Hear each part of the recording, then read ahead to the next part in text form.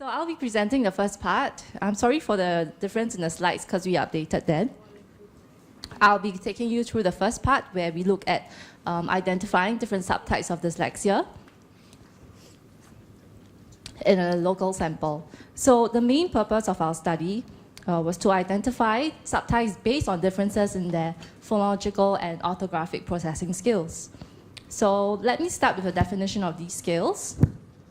Phonological processing refers to our abilities to represent, store, and retrieve speech sounds. So it involves learning to map specific sound to a letter or a letter group. Orthographic processing is different. It refers to our abilities to recognize, store, access, and apply print conventions. So basically, what it refers to is our ability to remember how words look, to remember words based on how they look. Yeah, so while phonological processing, you're kind of asking yourself, how do they sound right? But for orthographic processing, you're kind of asking, do they look right? For orthographic processing, you can break them down further into different types of knowledge. One of these involves remembering common letter patterns in words. So this is what we refer to as general orthographic knowledge. If you look at the example there, filth versus filk, which do you think is a more likely word? Both are non-words, but one seems more plausible than the other. So this is recognizing common letter patterns. The other involves really remembering specific spellings of words as a whole. And this is what we call word-specific knowledge. Yeah, so these two words, street, they sound the same if you were to sound them out. But you know one spelling is correct because you are really relying on your visual cue here. So this is orthographic processing. Now, so based on the levels of their phonological and orthographic processing, we group them into different subtypes, and these are subtypes that have been found in previous studies. It's not something that we came up with. We are really building upon them and trying to find whether these differences lie in our local sample. Okay, so there are 6 subtypes in total. First, let's look at phonological and surface dyslexia. Phonological dyslexia refers to those who have deficits in their phonological processing skills. Surface dyslexia refers to those who have deficits in their orthographic processing skills. For your mixed dyslexia, those show impairments in both skills area, and they are equally impaired. For your mild dyslexia, they are also impaired in both areas, but less so compared to the other subtypes. Then we further break down phonological and surface dyslexia into different types of patterns. So you can see a pure pattern where it's really mainly just one area that is deficit and the other area is not typically developing. Whereas for the relative pattern, you see that both areas are impaired, but one is relatively more impaired than the other. Okay. Now, from previous studies that have done subtyping, there really is considerable variation in terms of the proportion that have been found. Still, there are these 3 trends that have emerged. One is that nearly half or more than half of the dyslexic sample fit either a phonological or surface dyslexia subtype. Second, there are more individuals with phonological dyslexia than surface dyslexia in most of these studies.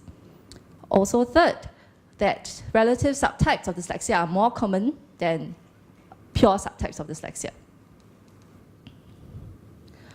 Okay, so in our study, we got our participants from our DAS students as well as from a mainstream primary school. We had 29 participants in our dyslexia sample and 31 students in our control group. So the criteria selection here was basically to exclude those with cognitive impairments or language impairments, as well as those who possibly have other kind of comorbidities, for example, learning disorders or any other neurological disorders. So I would like to spend a bit more time in terms of going through the materials that we used. Most of these were adapted from previous studies. What was new in our study was that we included the spelling tasks, because we felt that in the other studies, really they relied on measuring phonological skills and orthographic skills based on a reading or recognition type of task, and we wanted to include a spelling task to have a broader measure of these composites. So let's see if I can do this. Okay. So for tasks that measure phonological skills, there's more non-word reading. Basically, you read a word that is not real and you have to sound it out. The phonological choice task, if I can show you a sample here, you see that these are all words that are not real words. Oops.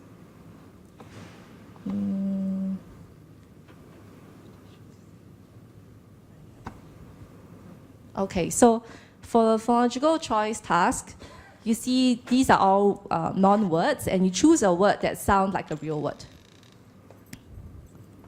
Okay, it's a little bit tiny. Yeah, so these are what the participants have to do. You have to sound it out and decide which one sounds more like the real word. Okay, another task is the non-word spelling task. So for non-word spelling, they are asked to spell nonsense words. Yeah. Okay, and these are phonetically regular words. Okay, now let's look at orthographic skills. These type of tasks are not as familiar, not so familiar in terms of our assessment setting, but they seemed pretty easy for most kids. So I'll talk about that later. Orthographic choice task is one where there is a real word and one plausible word. It sounds the same as the other real word, but the spelling is different. For the homophone choice task, both are real words. They sound the same. You have to decide which is the word that matches a question that is asked. For example, what is a fruit? Which is a fruit? Then you circle the correct one. So you have to know how these words are spelled visually. Yeah. And for irregular word spelling, so basically they spell words that are irregular. For example, island, brick, and it can't sound it out. If you try and sound out these words and spell them based on your phonics, you would spell them wrongly.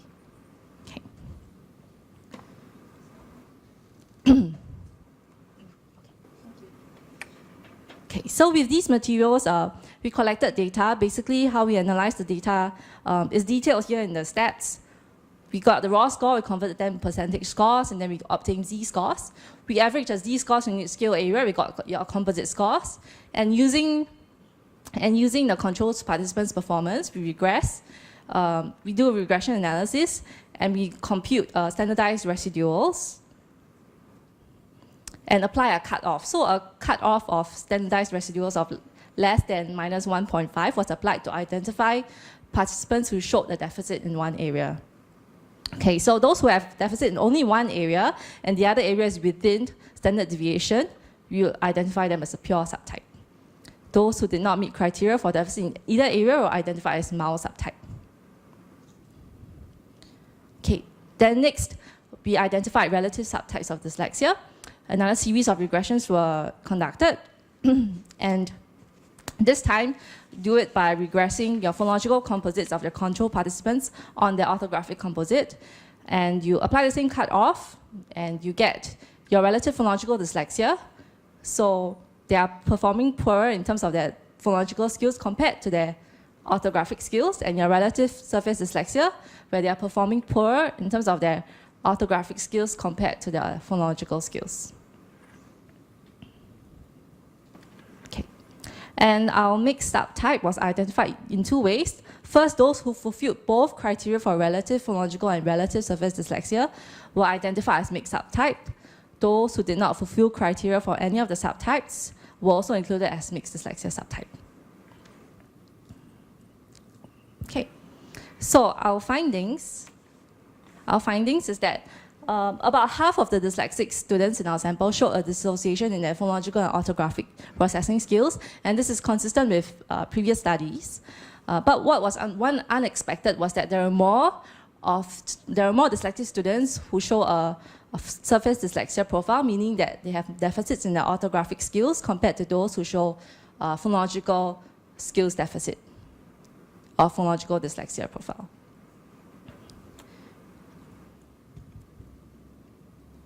Okay, sorry, my slides are not moving. Okay, so the other subtypes, 31.3% meet the mild subtype criteria, and the 17.2% meet mixed subtype. So these are students who did not show a clear dissociation in their phonological and orthographic skills. This table summarizes the proportion that I just talked about. I'll skip through. I just want to talk a bit more about the unexpected finding in terms of having more students with more orthographic processing deficits. So first, it's possible that it could be due to our sample characteristics, where all of our participants in the dyslexic sample group have received specialist literacy intervention for varying periods of time, and some of them are still receiving them. And researchers have proposed that phonics instruction could lead to lower rates of phonological dyslexia and higher rates of severe dyslexia. That might explain some of our results. And also orthographic skills. It's possible that orthographic skills are more difficult to remediate than phonological skills. Another possibility is that what we are seeing in terms of the differences of the phonological and orthographic skills is that it really represents differences in terms of reading experience and exposure to between the dyslexic participants and the control participants. Okay, so one important limitation of the study is that there was in terms of our orthographic measures, I would say it's not very robust. There was a lack of normality, so the results were quite skewed, meaning that the tasks were relatively simple for these kids. Yeah, so that is one big limitation, and I would say that to do a similar kind of study, we really have to tweak that. I will not go through the rest in the interest of time. Now, just wanted to conclude that what was interesting about this study was that we found that within our sample of children who are receiving intervention at DAS, they seem to have more orthographic deficits currently, and I think in terms of the implications, would be what are the sort of intervention that could value add to target some of these difficulties that they have. And something that we can think about what are the educational outcomes also of these students who have poorer orthographic skills than phonological processing skills. Yeah. So I will continue with the second part of our research, and that is to talk about the associated cognitive profiles of these students. This will be the outline of my part of the presentation, and really, following the first part of the study, we wanted to know if these known cognitive factors have a relationship with the different subtypes of dyslexia in Singaporean children. Past research has shown that individuals with phonological dyslexia showed more deficits in phonological coding tasks and in their phonological processing skills, while individuals with surface dyslexia showed greater deficits in orthographic coding skill tasks and in their visual orthography knowledge. So I'll also skip over this definition of dyslexia, just to mention that it's neurobiological in nature and its severity is over a continuum. There are also difficulties in areas of reading, spelling, decoding, secondary difficulties, and associated cognitive difficulties. The understanding of these cognitive deficits may allow for a better understanding of correlated difficulties in learning to read. However, most of these difficulties had looked at the correlations of these cognitive deficits with dyslexia as a whole, and not at the relationships between cognitive deficits and the subtypes of dyslexia. That's what led us to the interest in the second part of the study. This is the model of reading that we had adopted based on what Deborah had shared earlier, and so just to put it in a flowchart for a visual idea of what it is like through the lexical route and the sublexical route.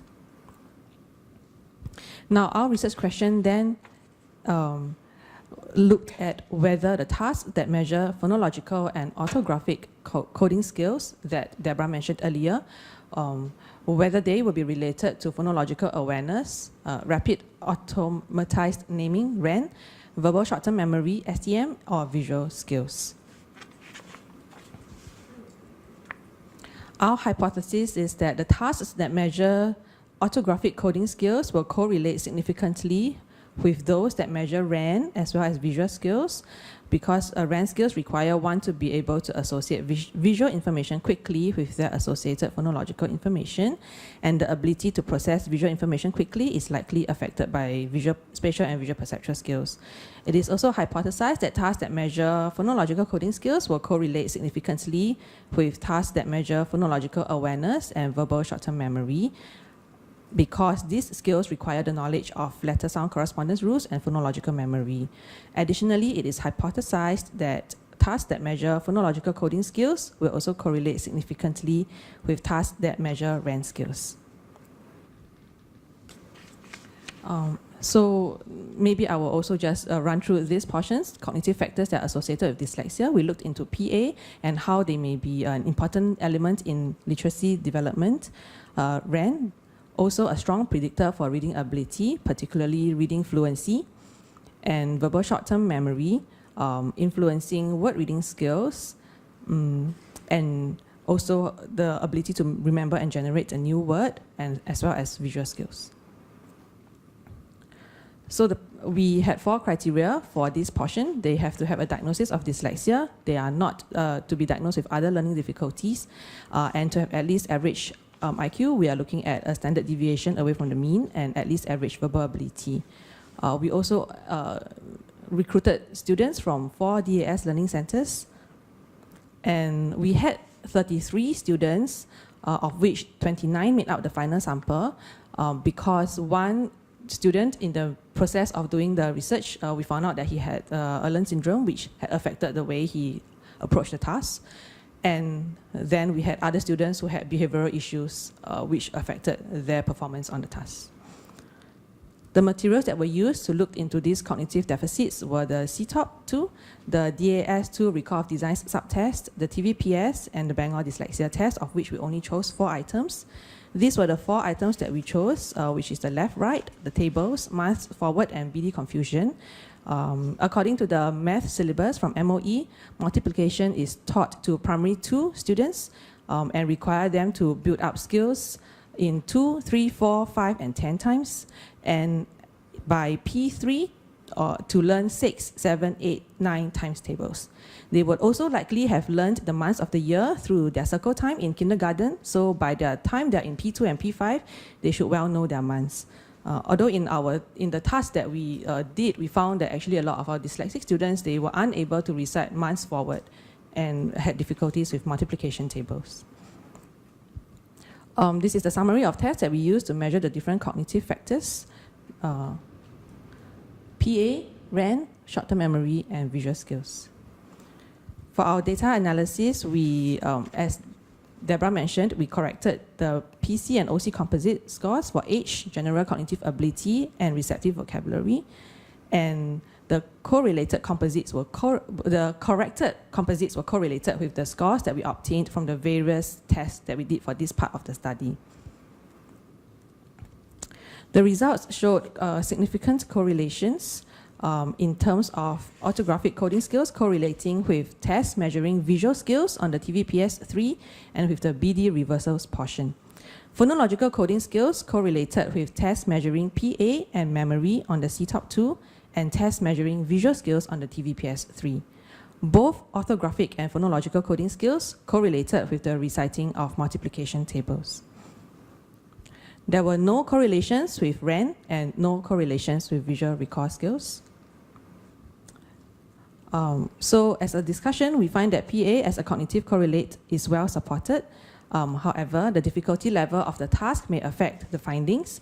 And also, I think the way the local productive skills of speaking, where we do not quite articulate our sounds very clearly, may have affected the individuals in learning, acquiring these PA skills. Secondly, there was no support for RAND as a correlate for both phonological coding and orthographic coding skills. Several possibilities were discussed. It could be the type of RAND test that we used, which is the rapid letter and digit naming test, as opposed to more comprehensive measures of RAND used in past research, past studies, which includes colors, letters in lowercase, digits, and frequently seen objects.